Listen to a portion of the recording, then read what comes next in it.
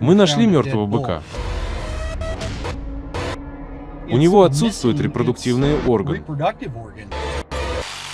У него отсутствуют яички и пенис, а также отсутствует язык.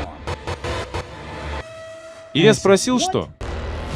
На копыте можно найти ни единой капли крови, на земле ничего нет, и падальщики его не съедят, и оно не сгниет. По меньшей мере 10 случаев заболевания в Соединенных Штатах. Шериф округа Харви сказал людям быть начеку после того, как кто-то извлек органы из быка. Похоже, что они были удалены хирургическим путем. Мы не раскрыли ни одной из них. Вы почти знаете, что доказательств нет. В настоящее время у департамента шерифа нет никаких зацепок. Если бы вы попросили нас повторить этот процесс и не оставлять улик, я не думаю, что это было бы возможно. Это немного напугало многих людей. Инопланетяне прилетели и забрали наших животных. Это величайшее нераскрытое серийное преступление в истории.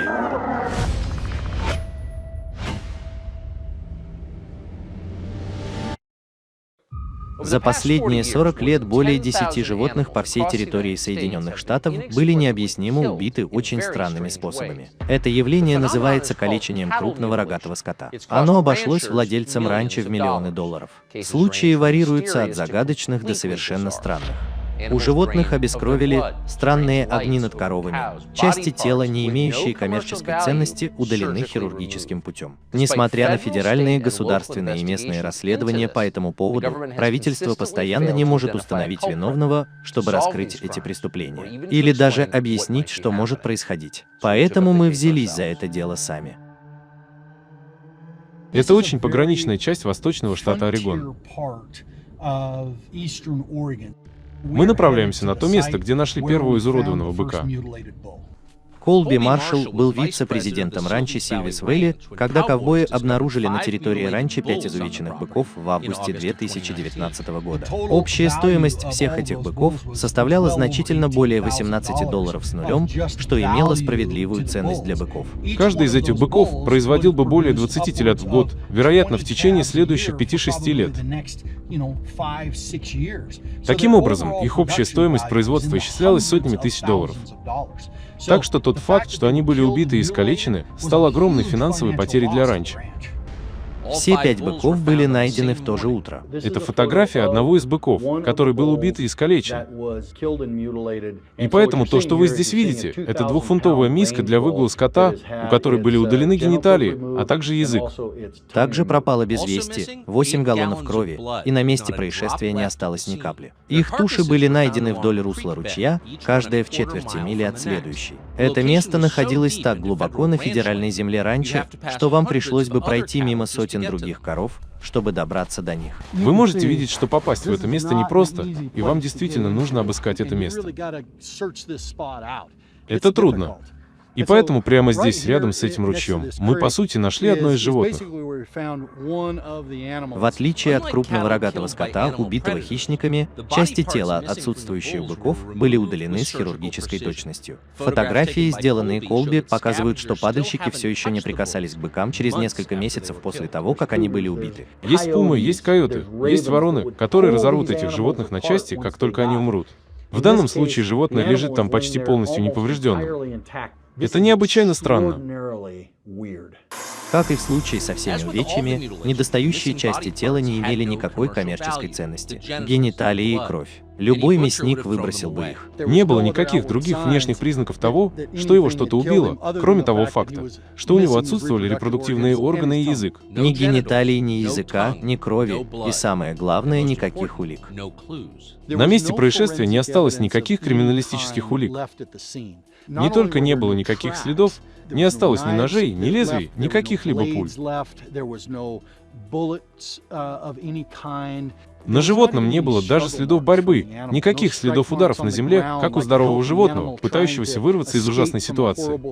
Ничего подобного не было. Они были совершенно здоровы. Ранчо предложило вознаграждение в размере $25 с нулем за информацию, которая привела бы к аресту, но у них не было никаких достоверных зацепок. Спустя 3 года они все еще понятия не имеют, кто это сделал. Я бы никогда не подумал, что это возможно, что вы можете убить 5 быков без каких-либо доказательств. Как они могли справиться с двухфунтовым быком.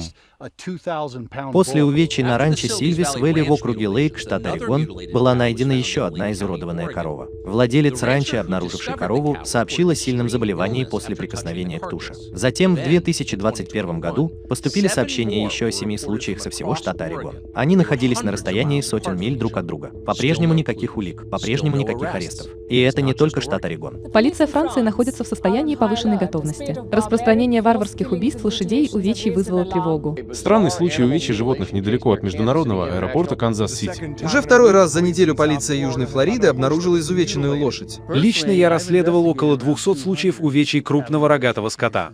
Никто в мире не потратил больше времени на изучение этих увечий, чем автор Крис О'Брайен. Моя недавняя книга «Библия для всех, кто интересуется феноменом увечий крупного рогатого скота». Это называется «Преследование стада». Что такое увечье крупного рогатого скота? Это когда находят голову домашнего скота или дикое животное, лося, оленя. Обнаружено отсутствие определенных участков мягких тканей. Задняя часть животного часто вынимается как пробка. Она выливается наружу, как только молочные железы, вымя у коров, гениталии. Часто обнажается челюстная кость, срезается кожа. У большинства смертей одомашненных животных есть очевидные объяснения. Они были убиты хищниками или умерли от болезней. Настоящие увечья крупного рогатого скота, подобные случаям в штате Орегон, объяснить невозможно. У вас, леди крупного рогатого скота, были найдены следующие вещи: барбитураты, антикоагулянты, коагулянты, мескалин. Какого хрена мескалин делает в корове? Они нашли цианистый калий в корове в штате Юта и то вещество, которым они убивали людей в тюрьмах. Сообщения о таинственных увечьях уходят корнями вглубь веков. В 1605 и начале 1606 года, во времена правления короля Англии Якова I, были сотни и сотни овец, которых калечили по 100 раз.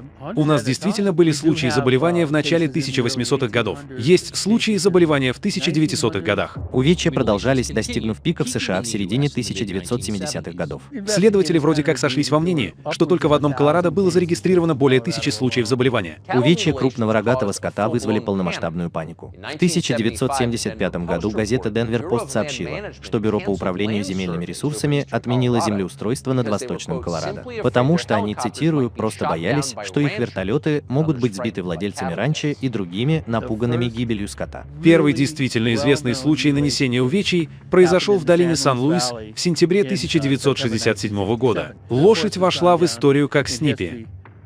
Лошадь Снипи была найдена мертвой с содранной кожей с лица в долине Сан-Луис в южной части центрального штата Колорадо. На той неделе, когда она была найдена, местные жители сообщали о ярких огнях в ночном небе. Это стало местной сенсацией. И когда в начале октября это наконец попало в газеты, репортеры со всего мира спустились в долину.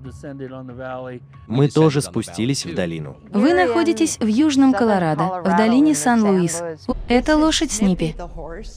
На ней не было ни шкуры, ни шерсти, ни мяса, ничего-либо еще от плеча до кончика носа. Когда они вскрыли ее, внутри не было никаких органов. Если вы посмотрите сюда, то увидите, где они разрезали голову, чтобы извлечь мозг. А мозга там не было. Крови не было. Крови не было. Это очень странно. Это странно, потому что в животных много крови. И вокруг этой туши должна была быть большая лужа крови. Несколькими днями ранее шел дождь, а потом его нашли примерно в 100 футах от того места, где заканчивались следы.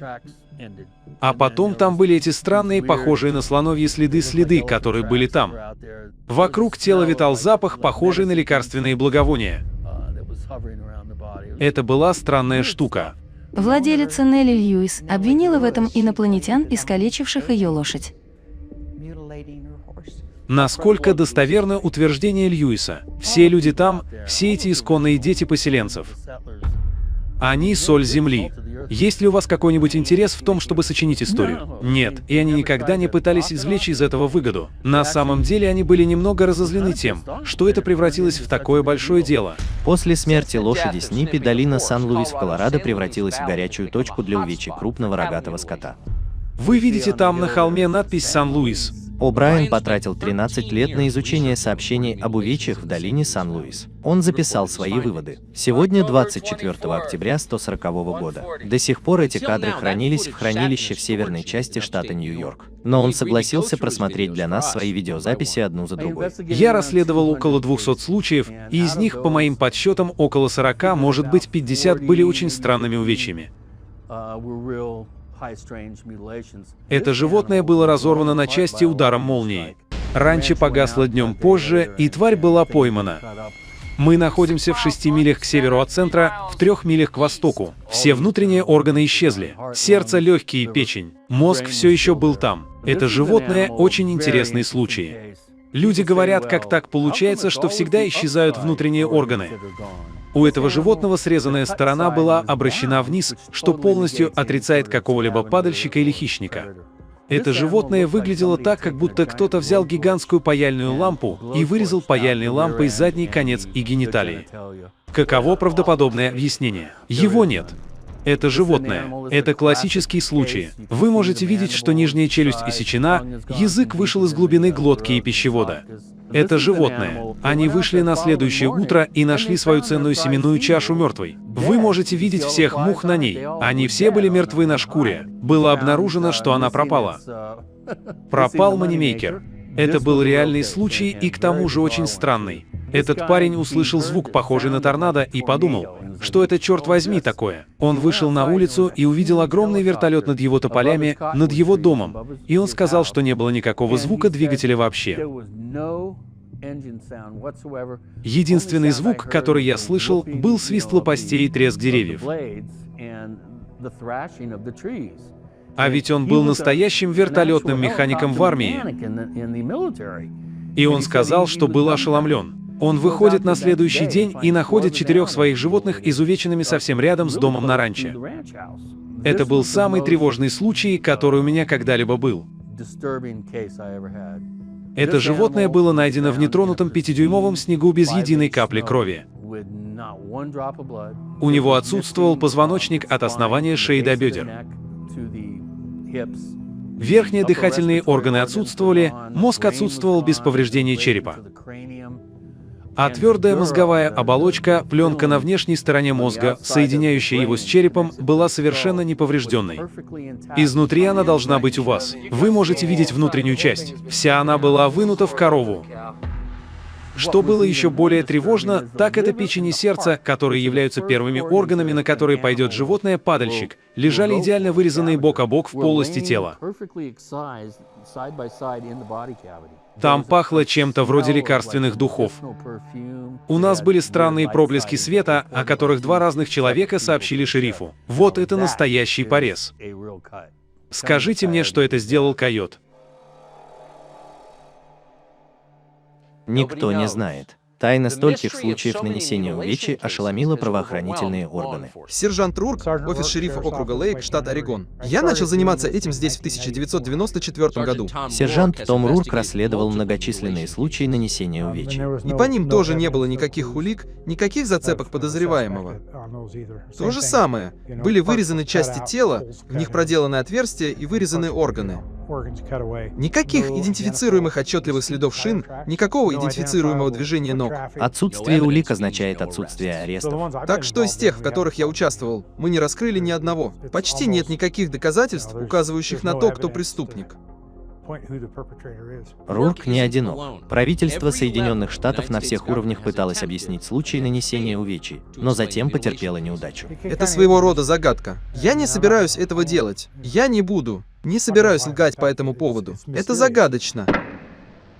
Неоднократно действующие сенаторы США требовали, чтобы ФБР расследовало эти увечья. ФБР рассекретило сотни документов, связанных с увечьями. В них подробно рассказывается о том, как далеко зашли правоохранительные органы, чтобы разгадать эту тайну. В сентябре 1974 года на Великих Равнинах произошел всплеск увечий. Ситуация вынудила сенатора Карла Кертиса из Небраски потребовать расследования ФБР того, что он назвал серией инцидентов, простиравшихся от Оклахомы до Небраски. Бюро направило запрос в службу охраны рыб и дикой природы, которая обвинила, цитирую, мелких млекопитающих, таких как лисы и опоссумы. В 1975 году сенатор Флойд Хаскел из Колорадо, демократ, еще раз обратился в ФБР. Директор ФБР Кларенс Келли в ответ подтвердил сообщение об использовании неопознанного вертолета вблизи места нанесения увечий в Колорадо. Но директор отмахнулся от этого дела, заявив, что эти действия не являются нарушением федерального закона и поэтому не подпадают под юрисдикцию ФБР. Спускаемся вниз, чтобы остановиться, толкнуть, войти и остановиться. Челленджер приземлился.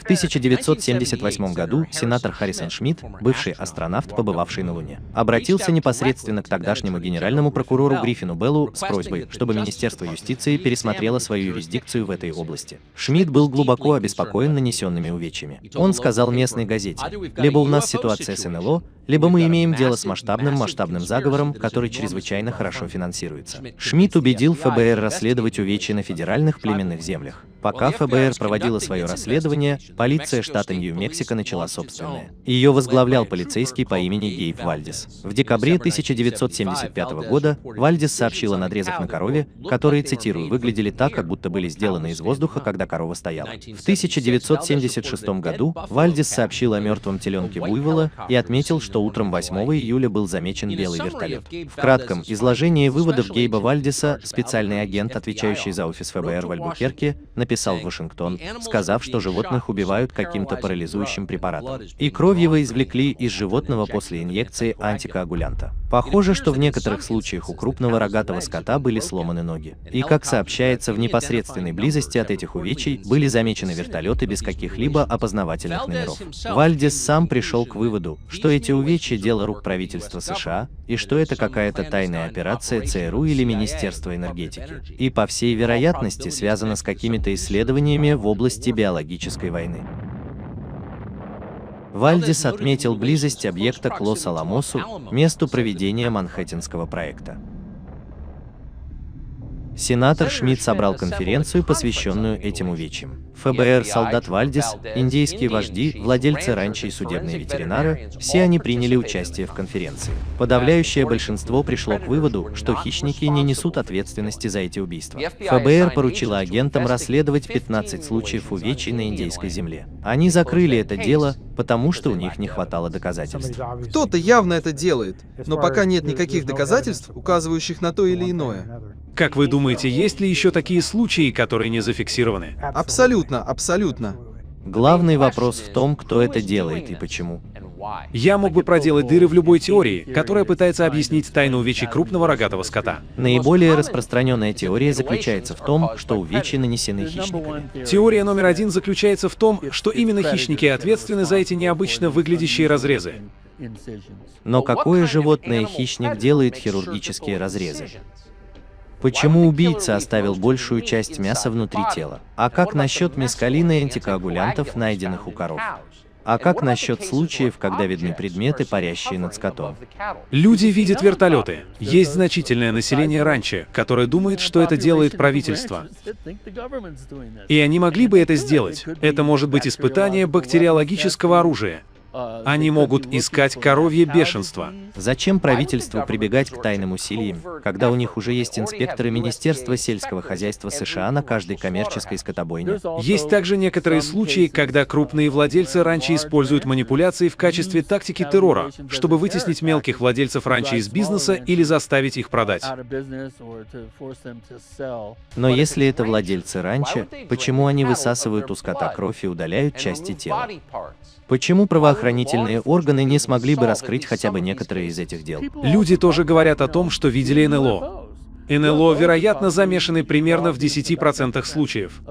Их там целый флот. Один военно-морской летчик, находящийся на действительной службе, сказал нам на заднем плане, что он часто видит странные объекты в небе, парящие над скотом. Но пока эти объекты заинтересовали домашний скот. Некоторые люди думают, что это сатанисты, что это черные маги, совершающие ритуальное кровавое жертвоприношение. И все же они никогда не уточняют, какой конкретно культ может это делать. Это действительно сложный звуковой материал. Это действительно сложно. Это сложно.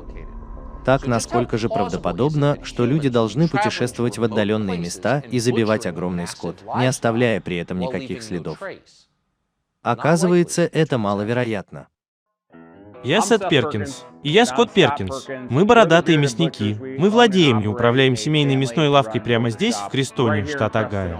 Сет и Скотт Перкинсы – братья, имеющие многолетний опыт работы профессиональными мясниками. У их страницы на YouTube более 1 миллиона подписчиков. Мало кто в Америке знает больше о том, как разделать корову. Что произойдет, если кто-то, не имеющий технических знаний в этой теме, выйдет и попытается зарезать корову? Это будет абсолютная катастрофа. Во-первых, вся земля будет залита кровью. Если кто-то и может воспроизвести увечья крупного рогатого скота, так это эти ребята. Поэтому мы посетили их скотобойню. Вопрос в том, бывала ли борода мясников в штате Орегон. В среднем у коровы около 8 галлонов крови. Удаление этой крови – это то, с чего начинается процесс. Даже в контролируемой среде, такой как скотобойня, это приводит к беспорядку. Так что, как вы можете видеть, как только я начал вскрывать эту шкуру, начала вытекать кровь, особенно вокруг этого места. Так что, если бы вы сделали это в полевых условиях, даже после того, как вы выпустили кровь из животного, я бы сказал, что почти невозможно не получить кровь в том месте и вокруг того места, где вы работаете с этим животным. Для того, чтобы сделать это в полевых условиях и не оставить никаких улик, вам придется делать это через что-то вроде системы внутривенного вливания. Так что это возможно, но я чувствую, что вам почти нужно быть врачом или терапевтом, чтобы найти, или медсестрой, чтобы найти эту артерию. Проколоть эту артерию и фактически удалить кровь из этого животного — это потребует большого мастерства. С этого момента процесс становится еще сложнее. Я хочу продемонстрировать, насколько трудно было бы удалить язык, не снимая кожу с этого черепа. Так что, если бы вы сделали разрез здесь, просто чтобы обнажить этот язык, и вы сделали бы разрез вот здесь,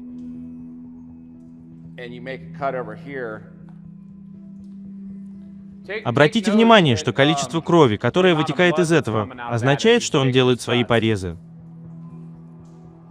И это то, из чего уже выкачана кровь. Так что если я сниму эту шкуру даже для того, чтобы обнажить это, что действительно трудно, так это действительно вставить ее сюда и удалить этот язык из-за того, как он прикреплен.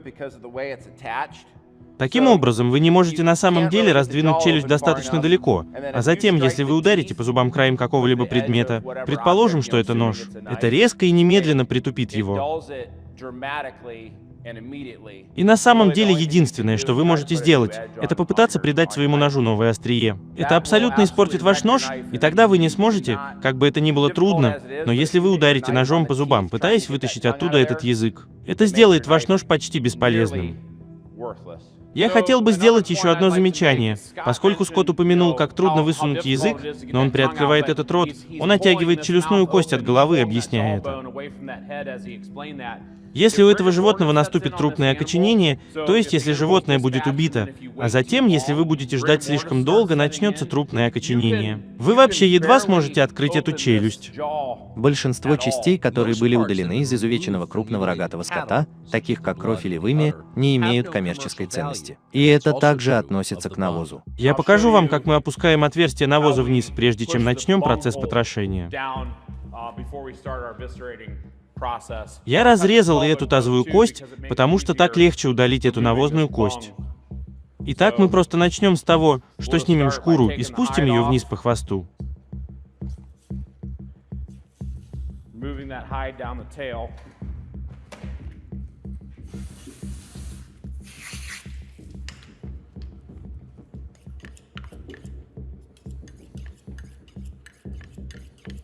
Тогда мы хотим начать прямо с этой тазовой кости, вот с этой N-образной кости, и мы хотим сделать разрез вокруг отверстия для отверстия. А теперь мы собираемся протолкнуть его внутрь полости.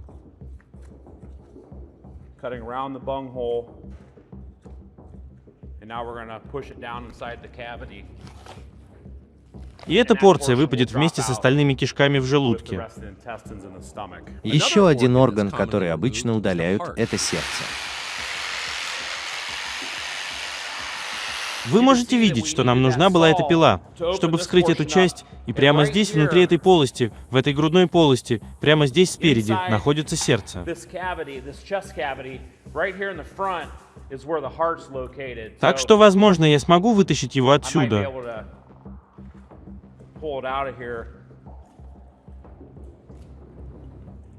Так что теперь у нас есть два человека, которые просто пытаются добраться туда, где он может до этого дотянуться. Вот и сердце. По моему мнению, для того, чтобы удалить это в полевых условиях, вам придется расколоть эту грудинку, а для этого вам понадобится коммерческая пила. Мясники удаляют глазные яблоки, вымя и кожу. Для их целей эти части тела в конечном итоге будут использованы в корме для домашних животных или в косметике. Но дело в том, что даже для профессиональных мясников, работающих в идеальных условиях, они сочли невозможным воспроизвести ни одно из зарегистрированных увечий. И это даже не считая удаления гениталий или других органов, таких как мозг. Вы когда-нибудь пробовали извлечь мозг из черепа, не раскалывая череп? Это невозможно. Если это кто-то, кто обладает такими навыками разделки мяса, мы хотим, чтобы он пришел работать на нас. Я бы с удовольствием посмотрел, как это будет исполнено передо мной. Если бы вы действительно собирались выйти, убить животное, отрезать от него несколько кусочков и вернуться в свою усадьбу, чтобы поджарить что-нибудь на сковороде или на гриле, это не было бы произнесением, гениталиями, губами или глазными яблоками. Как будто в этом нет никакого смысла. Мы подробно рассказали о 5 изувеченных быках на ранчо Сильвис-Вэлли. Мы показали им изображения изуродованных животных. Что было первым, что пришло вам в голову, когда вы это увидели? Инопланетяне.